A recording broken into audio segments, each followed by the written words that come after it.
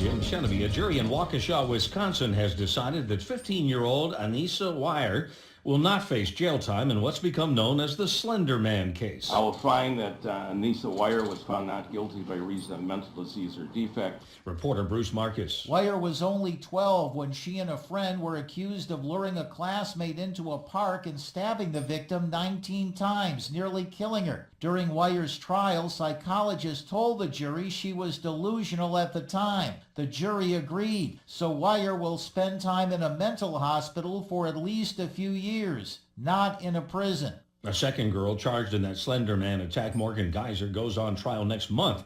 Her attorney also planning a mental illness defense.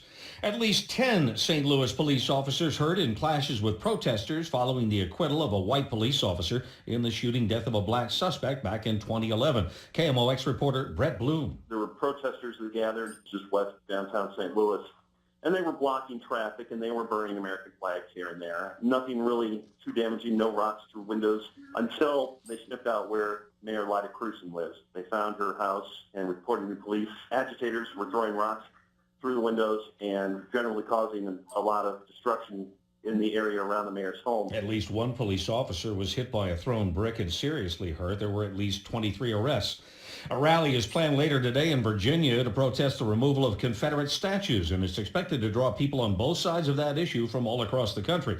Jim Krasula reports. Dozens of people marching in support of a huge statue of Confederate General Robert E. Lee in Richmond, Virginia, the capital of the Confederacy, are expected to be met by counter-protesters. Rally organizer Tara Brandow. We came here to help the people who want to stand up for the monuments and the heritage. God forbid anything to happen to anybody. I do not want that happening. It was about a month ago a white nationalist rally in Charlottesville, an hour from Richmond, ended in deadly violence. Jim Krasula, CBS News. North Korea promising to keep up its nuclear program. The latest from Don Kirk in Seoul. North Korea's leader Kim Jong-un says he'll soon have enough nuclear force to balance that of the U.S.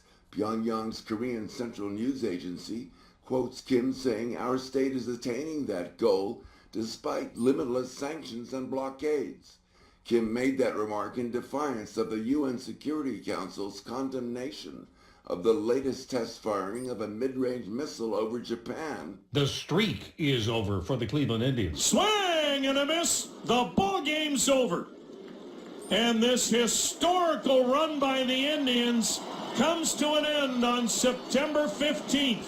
Tom Hamilton on the Indians radio network. The Tribe went down to defeat at the hands of the Kansas City Royals 4-3. The Indians' winning streak ends at 22 games. This is CBS News.